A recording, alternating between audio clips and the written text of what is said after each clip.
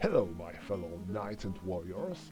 I made a couple of videos about Cry Havoc rules and I promised that I will make a video 2, 3 or more, well we will see, about the scenarios of this great game. There is a lot of scenarios for Cry Havoc. First of all, original game brought a couple of scenarios and there came scenario books, additional scenarios published in the magazines, so there is a lot of them. Really, playing them all would take a while. And I will try to play at last some of them to show you how this game works on examples, because you know it always works better. And this is the very first scenario for Cry Havoc called Street Fight.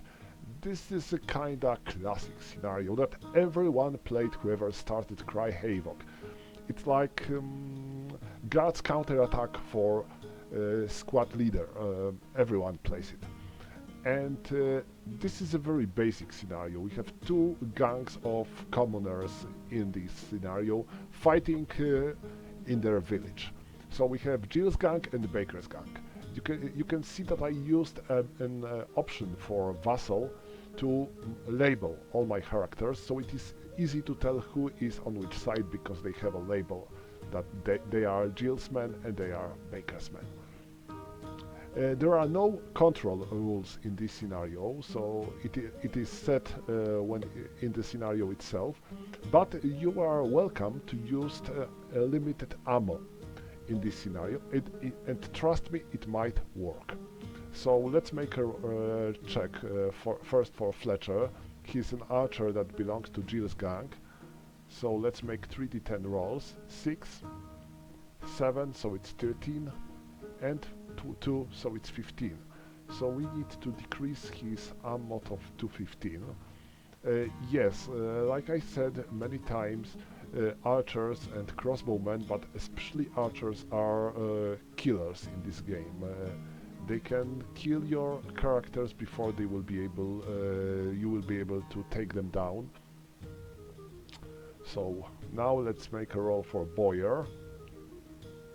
5, 11 and 15. So same number of arrows on each side. That's interesting. In fact, the first archer that you are going to kill will change the game drastically, and I guess I will be able to show you this in this play. Well, we will see. So that would be all, and now let's talk about setup. So Jill's is placed on the hex marked as street, so he's there, and you can see that he shows his middle finger to Baker. Baker is placed in the doorway of building 2, and next, Jill's men. We have to set them up first, and three of his men are placed in the building 5, and the other are in the building 3. So I will do this. Archer is going to be set up here. Carpenter is going to be set up there, and his stronger characters are in the building 5. When it comes to the Baker's gang, they all start in the building 1. So let's place the stronger characters in front, and the weakest farmer is going to be somewhere inside. So that's the setup for the scenario, and next about the victory conditions. Not much of the victory conditions. A victory goes to the player controlling the last character standing. There is no turn limit in this game, and this is one of the major flaws of the Cry Havoc for me, because you know it's always easier to play when you know the turn limit. Especially in this game, because it might happen, and don't be surprised if in some of your games the characters on the both sides won't be able to damage the others. It might end with stalemate, yes. So it is really a good idea to give yourself a turns limit. For example, in such short and small video, a limit of 5 or 6 turns will be definitely enough. At the end of the game, you just simply count the characters being killed and wounded on both sides and see who has more characters on good health or alive before the end of the game, and this will be fine. So I'm going to give myself 6 turns to go. We will see if it will be enough to wipe enemies way off in this short game. So that's all when it comes to preparation, and we can start our game. And gang 2 takes the first game turn, so Baker's gang is first to go. So let's carry on with turn 1, and now we are starting with Archer because we have missile fire phase. As you probably remember, if not, this game has a bit different sequence of play than all the Cry Havoc games, because we are starting with first shotbowman step fire, and we have no option for Boyer to fire because he has no line of sight to anyone. So let's go and make a move with our men. 1, 2, 3, 4, 5, 6, 7, 8. He cannot reach Gilles, that's bad. And Baker, 1, 2, 3, 4, 5. I'm not going to move any further. Let them just block this way. Now 1, 2. He goes there.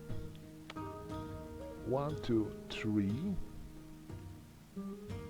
1, 2, 3, 4, 5, 6. Moves there. He will be covering Boyer. And Goblin. Hobgoblin with a Goblin. 1, 2, 3, 4, 5, 6, 7, 8. Okay. So that's for them. And now we have second shotbowman phase. So our Boyer. Boyer can fire at Gilles because he's standing right in the middle of the street. And but now let's check if the line of sight. Line of sight is 7 hexes long, so we don't have to worry about the range. It is crossing 2 men. So this is fine. None of them is adjacent to target, so this is fine. So I can fire at Gilles. And now let's resolve our first missile attack. We are firing on the short range, so we have 38. His defense is 4, so this is 9 to 1. Missile versus infantry, 9 to 1. And let's make a roll. 1! Oh, damn, he is dead. Because, you know, C, and he is dead. So arrow hits him right between his eyes. And he's probably still surprised what happened to him, because he was killed so easily and quickly that he never had an idea to realize that he was hit by an arrow right into his head. So he's dead.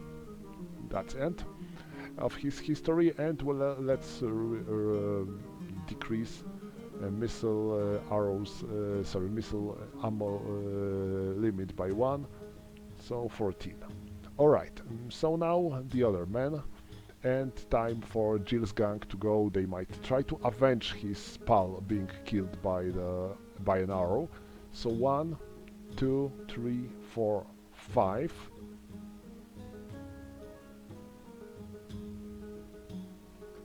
One, 2, 3, 4, 5. 1, 2, 3, 4. 1, 2, 3, 4, 5, 6, 7, 8, 9, 8. Sorry, 8. No, not so much. That's 8. And when it comes to him, 1, 2, 3, 4, 5, 6, 7, and 8. So that's all when it comes to movement. Now Fletcher is going to fire, and well, he cannot fire at Baker on Gum because there are friendly adjacent characters on the other side.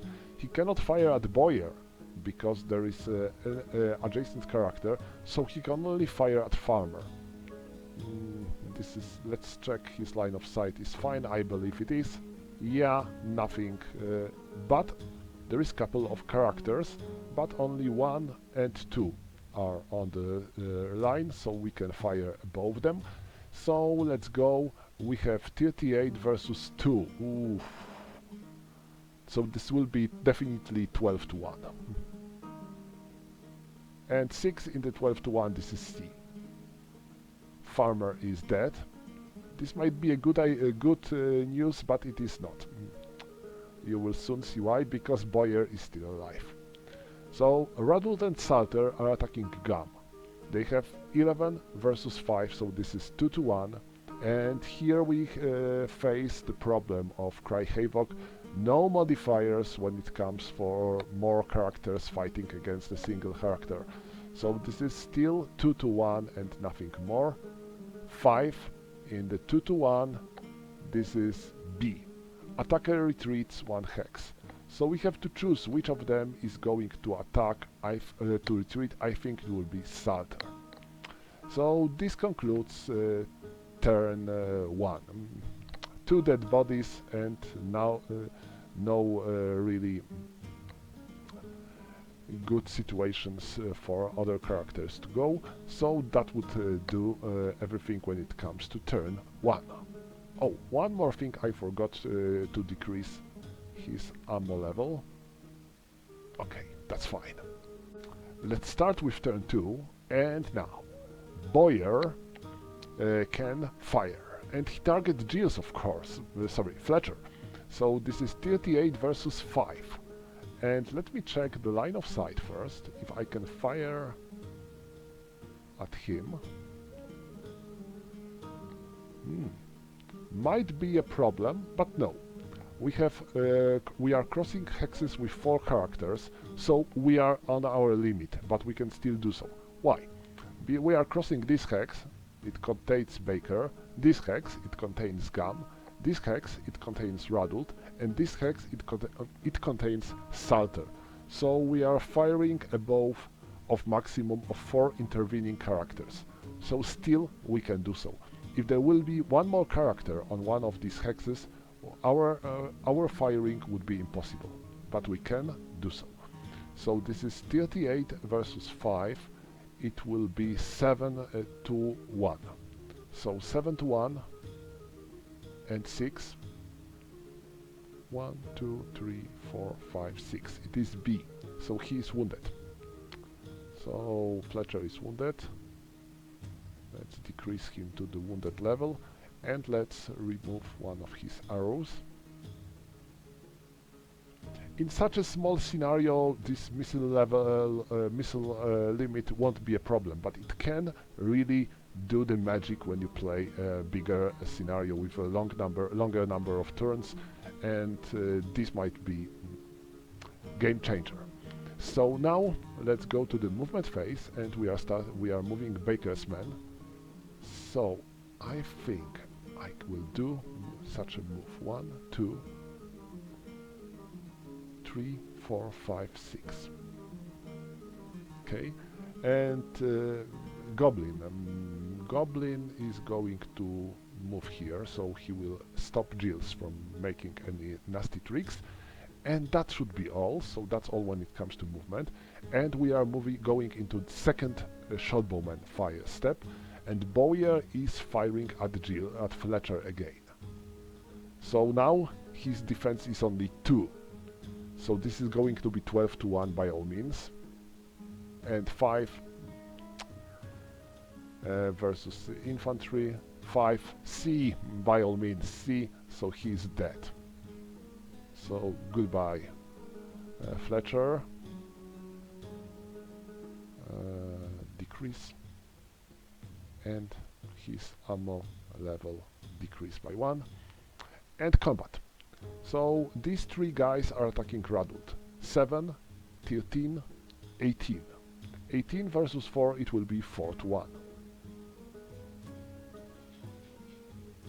And 4, in the 4 to 1, this is going to be D. Defender stunned. So we have to mark him as stunned, he won't be able to fight in his own turn. Okay, so now it is Jill's gang to go. They lost the archer, and this is definitely bad news.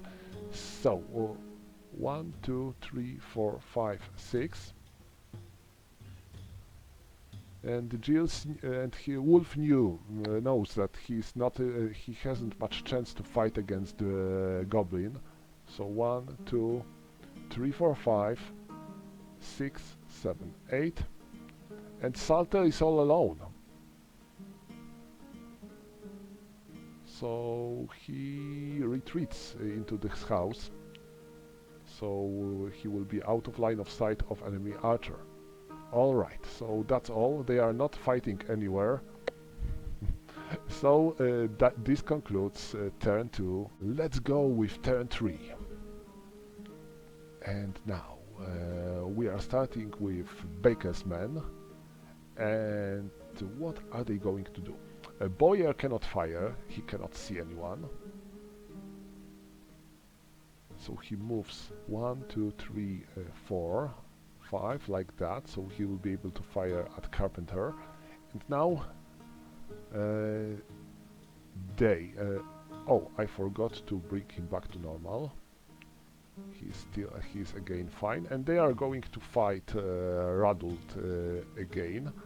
And Goblin, 1, 2, 3, 4, 5, 6, 7, 8. He's moving like that.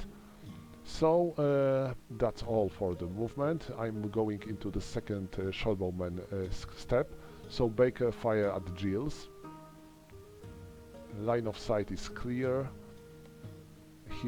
His defense is 3 versus 38, so it will be 12 to 1.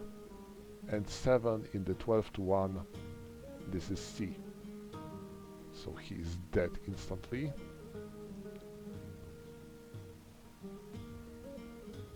And let's remove his arrows.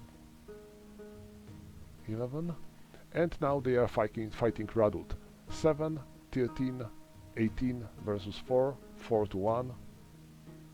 8. In the 4 to 1. This is A. Attacker wounded. So one of them is wounded. Which of them? I think Baker.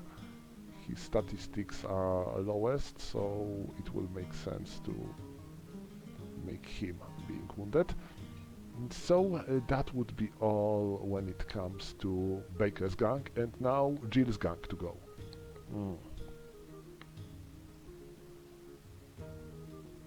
What they can do? A little. I would love to attack Baker, but the road to him is blocked.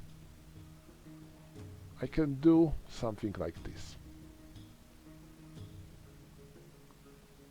So Salter and Wolf are going to attack Gam. They have 2 to 1. And Radult is going to attack Baker. So 2 to 1. And 1. 2 to 1 and 1. This is D. Defender stunned. So Gam is stunned. And Radult attacks Baker. 6 versus 2, 3 to 1. 8. No good. 8 in the 3 to 1. Nothing. So this concludes this turn. Yeah? Yeah. No. You can see that losing Archer is a major disadvantage here. So, we are in the half, because this is 4 turn, and like I said, I'm going to give this scenario 6 turns to go. And now, I'm going to... he cannot fire, so I'm going to move him. 1, 2, 3, 4, 5. And what else? I think Goblin will... 1, 2, 3... Oh no. 1, 2, 3, 4, 5, 6, 7, 8. And that's all when it comes to movement of Baker's gang. Now Boyer is going to fire at Gilles. Let me see. Yeah, there is line of sight because he is stunned, so nothing happens, and he is not blocking line of sight, so I can fire at him. Let me see. It is 2. Ooh, he is dead. So Boyer is a sniper, by all means. He's killing one character after another. And now Baker and Smith are attacking Radult. They have 9 to 4, so this is 2 to 1. And 2 in the 2 to 1, this is C. So Defender retreats 1 hex. So Radult retreats here. And now he is back to normal. Increase. And next we have remains of the Jill's gang. There are only 2 of them alive. Oof. So he goes there and he stays there. No more, and he's going to attack Baker. So 3 to 1. 6 in the 3 to 1. This is B. Attacker retreats 1 hex. Ooh. So he moves there. And this concludes turn 4. You can see that one side is definitely gaining an advantage now, but playing it until the end will make sense, I guess. So, let's go. We are 2 turns to go, and now Baker can still fire, and he is going to fire at Salter. So 38 versus 6, it will be 38 versus 6, it will be 6 to 1. Oh, what can I say? Boyer is rocking in this game. He's killing one of character after another, and now we are going to make a move. So 1, 2, 3, 4, and Goblin 1, 2, 3, 4, 5, 6. He cannot cross the window because he would need 3 points to move through the window and 1 point to move on this hex. So no option for him to go. And now Boyer moves 1, 2, 3, 4, 5, like that. He wouldn't be able to fire at him in this turn again because all the hexes of line of sight are covered by friendly characters. But that would be all, and now next we have to resolve the combat. 7, 13, 16 versus 4. It is 4 to 1. And 5 in the 4 to 1. This is D, so he's stunned. Decrease. And now he cannot do anything else because he's stunned, and this is effectively ending the game, because if all characters on the one side are dead, or stunned, or they are taken as prisoners, because this might happen. Actually, I never use prisoners rule, mostly because original game came with only 1 prisoner counter, so it was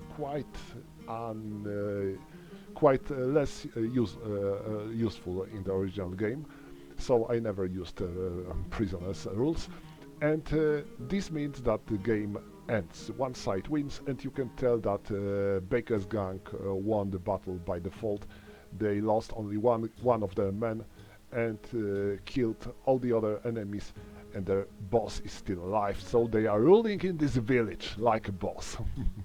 We have Grand Theft Medieval here. So you can see it is pretty simple, easy and straightforward scenario.